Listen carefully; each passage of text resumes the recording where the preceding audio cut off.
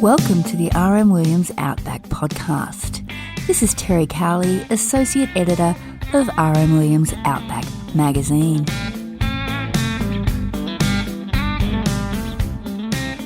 The creation of the Australian stock saddle was quite the wild ride. Dubbed the armchair of the bush, its long flaps, wide-dished seat, distinctive mustard yellow or royal blue serge underlining, and bold knee pads screamed "Made in Australia." Fiona Carruthers has just written a beautiful book. It is called The Story of the Australian Stock Saddle. It's actually called Wild Ride. And Fiona said piecing together the evolution of the Australian stock saddle was like retrieving leather offcuts from the workshop floor. Hello, Fiona. Hi, Terry. Lovely to be with you. Thank you for your time today. When does the story of our stock saddle begin? Saddles, of course, the old, probably most likely the old English style riding saddles, they came in on the first fleet. They had just a handful of horses and a handful of saddles. And look, it's just intriguing.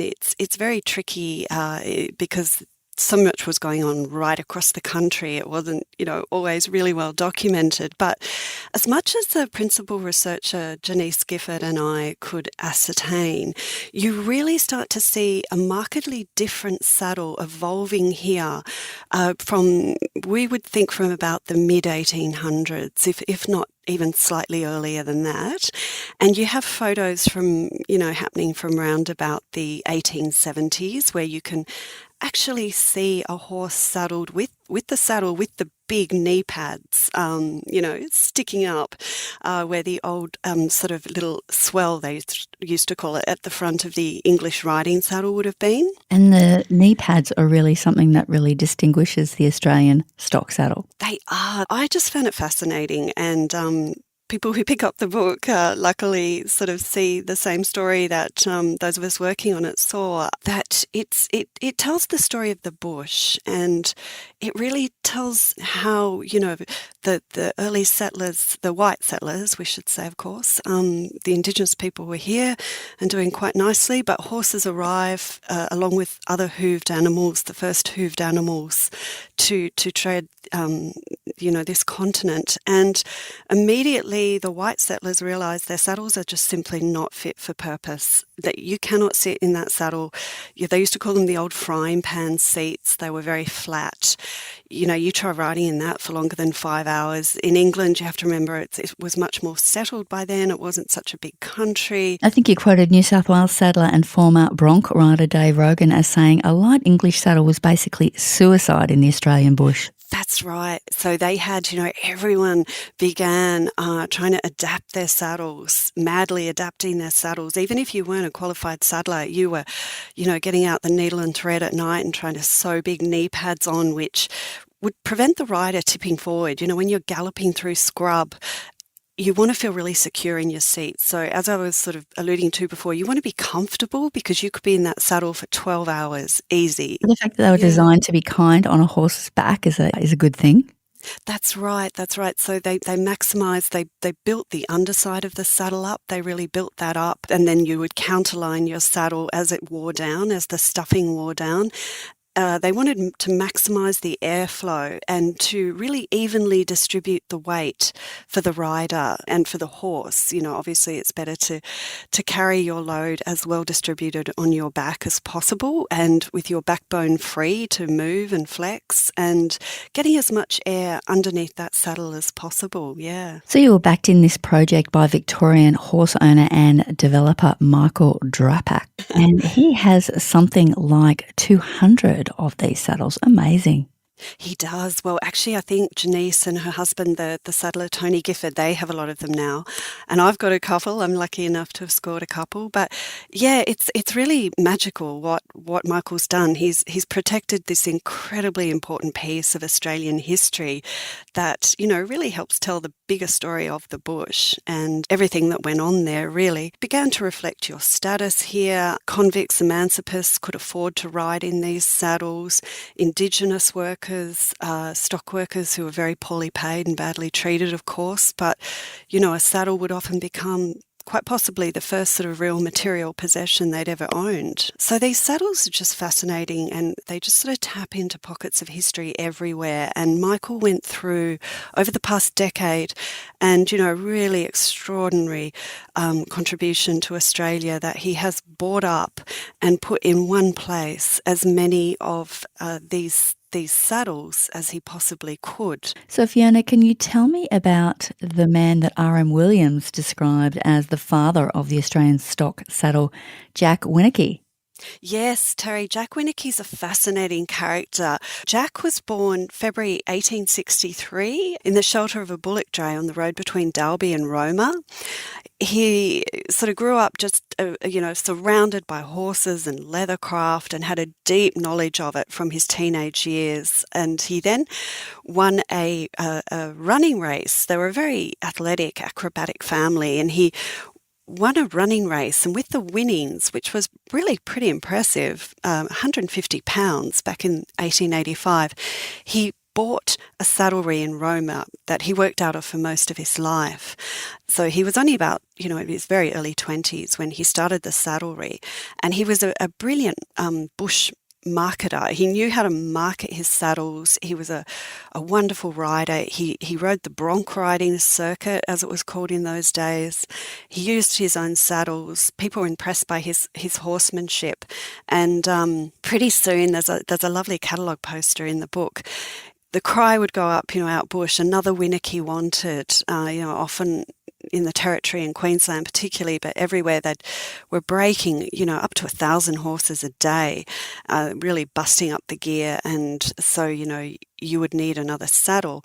So the Winicky saddles just became hugely popular. I mean, they were just unrivaled, really, until the early 1900s. And when R.M.Williams started his company in the early 1930s, and of course he loved to stock, the best of sort of bush gear in category, as it were. So, Dollar Mick and the boots that the pair of them invented, and brilliant whips that, he knew that the whip makers out bush. And he went for a Winicky saddles and stocked them for years until sort of developing more of an R.M.Williams line with the Longhorn and those type of saddles. But I think what was most interesting to me in the book is that, we've categorically proven that Jack Winicky, while a master saddler, didn't actually invent the saddle style. It was well underway. The development of this saddle style with the very distinctive knee pads and the big dish seat and the longer, wider flaps was well underway before Winicky came along. Certainly he put his stamp on it, and his saddles sold like hotcakes and everybody wanted one. But and the Outlaw Master, I should say, Winicky's Outlaw Master saddle was what really kind of got him started. But he's certainly maybe a father, but not the only father of the Australian stock saddle. Yeah, in fact, original documents show that hundreds, if not thousands, of saddlers working primarily in Australia and England contributed. And it was interesting that in England they were mainly in the old trades town of Walsall, West Midlands County. So yeah, it's a team effort, I suppose you could say. It is, and shout out to the women who anonymously were doing a lot of this work. A lot of the old saddlers, God love them, they, who the last of the generation to come up through the apprenticeships, particularly Dennis Jackson, who I interviewed just before he sadly passed away in 2021. He'd had a long battle with cancer, and he quite rightly, pointed out in the book that they didn't think about it back in the day, but he says looking back it was outrageous. And he mentioned a couple of women I name in the book, and he said they were the best stitchers at Amalgamated, where he did his apprenticeship. But not only were women not allowed to stitch saddles, and this is in the 50s and early 60s, but they were not ever given any credit for their work, even the bridles and the sort of breastplates and the martingales. Sounds a little bit familiar, Fiona, I'm sorry to say. It is really disappointing. And also Indigenous workers as well. A lot of them were, darning away and making improvements and tweaks in saddles, and they didn't get much of a look in the history books either. So this saddle really is a bit of a triumph of simple, honest bushcraft and was really a symbol became a bit of a symbol of national pride, didn't it? And I guess on that note, we could fast forward to 1981. Tell me about the significant thing that happened then with a Sid Hill Suprema super drafter. Yeah, it's a wonderful image, that. And people of my vintage, I still remember I was horse mad growing up in Sydney, a young girl, and I remember my dad slamming the newspaper down on the kitchen table and saying, well, there you go. And I pinched his line. My dear old dad passed away last year, but he slammed it down and said, there you go, an Australian stock saddle's made it to the highest office in the world. And I never forgot that image when you had Malcolm Fraser gift a magnificent Australian stock saddle to Ronald Reagan, the two, of his respective country leaders of the day. Malcolm Fraser, of course, the Prime Minister of Australia, and Ronald Reagan, the Republican President of America. And both just happened to be really keen horsemen. I think, if memory serves me correctly, they went on a ride during Fraser's visit at Reagan's ranch. And I just love about this photo, it's easy for people to access. If you just sort of Google it, it comes up. It's such a joyous photo. As everyone involved in the book said, and we have it right up the front of the book, you can really see the genuine appreciation on these, leaders' faces, that they're there, to talk politics and world trade, but you can just see this very genuine moment where they're just appreciating this article, this great piece of bushcraft, of leathercraft. They're just really appreciating how beautiful this saddle is, and it made me wonder if anyone out there wants to try and get to the bottom of it. It made me wonder where that saddle's ended up, where it actually is now. Good question. We might have somebody coming forward. You never know. I wonder if it's still in the family or, in the White House archives somewhere. Probably. Yeah. Probably. But it was a gift on the part of, as is common, they still do it these days. It was a gift that the then Australian Prime Minister took on behalf of the Australian people. So both were horse lovers, but I think really special that he chose an Australian stock saddle back in 1981. Now, Fiona, we can't, of course, do justice to the whole story of the Australian stock saddle in this quick chat because, and really, if you do want that, you need to get Fiona's book. It's a lovely tome. It feels lovely in your hands. It's got a really nice texture to it. It's well written. It's got great pictures and illustrations, but possibly a little bit self-servingly, I must, perhaps we could finish with the R.M.Williams connection in all this. Of course, because it's so important, Terry, and I'm just so thrilled you enjoyed it. Thanks for the big shout out. Look, yeah, of course. We have some beautiful covers too. One, as I keep saying, we have a lovely the Queenslander. We have some hoofs and horns, particularly beautiful cover illustration by the great Kathleen Elizabeth Edkins, C.E. Edkins, who was one of the very few female illustrators, who would have landed a hoofs and horns cover back in the day, and of course all the beautiful photographs by Keith Stevens. And the very, very special R.M.Williams saddles, and his leathercraft, of course, was incredible, and some of his pieces still continue today. R.M.Williams created among the most enduring stock saddles on the market, didn't he? Including the Longhorn, Colt Polly, and Gooseneck Polly. Examples of all three styles are, of course, contained in the Drapac collection. He did, yeah. There's some really lovely detail too from a Longhorn made in 1947 in the book. And yes, we've, as you say, the Colt Drapac has in his collection a Colt Polly that dates to the 1960s, and same for the Gooseneck Polly. And just the texture on the leather, the patina from, these saddles have obviously been ridden in for years and years. And I sort of love that, saddles too had a certain, as I spoke about before, a certain sort of class hierarchy to them, which we would find sort of quite amusing today. But of course, you would buy, if you were a big landowner, like Kidman, you would buy your overseer or your manager a very different saddle, probably an R.M.Williams, to what you would buy your sort of most lowly teenage stock worker, who just joined the droving team. But these saddles, you could just sort of saddle up and ride in them today, even though many of the saddles in the Drapac collection are getting on for 100 years.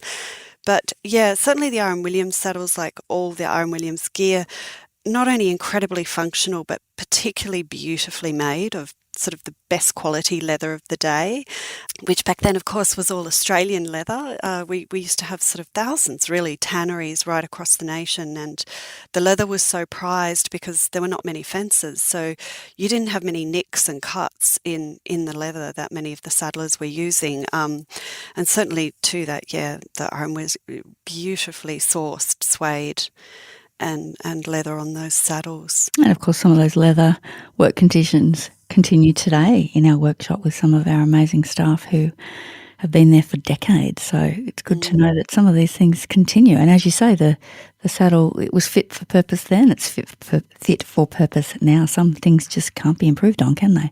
No. Yeah, they still make tweaks. And of course, these days we have a lot of what they call the hybrid or the swinging fender. R.M.Williams would have said traditional Australian stock saddle, they're not traditional Australian stock saddles. So, yeah, it's evolving in a different direction, shall we say, yeah. Fiona, I think we will leave it there. As I said, we can't do justice to the whole story, but obviously that is encapsulated in your book. Wouldn't it be wonderful to think in the vein that so many rural and regional people out there on the land love listening to podcasts because they might be stuck in a harvester or a header or whatever, or they might actually be sitting on an Australian stock saddle listening to us right now as they're doing something. Wouldn't that be a nice thought? I hope so. Just make sure they go home and oil it really well. There's lots of good advice in this book too about all these saddlers' top tips for oiling. Don't kill them with kindness was my main takeaway. Good to know, Fiona. Well, thank you very much for your time today. It's been great talking to Fiona Carruthers. She is the author of Wild Ride, the story of the Australian stock saddle. I'm Terry Cowley. I'm the associate editor of R.M.Williams Outback magazine.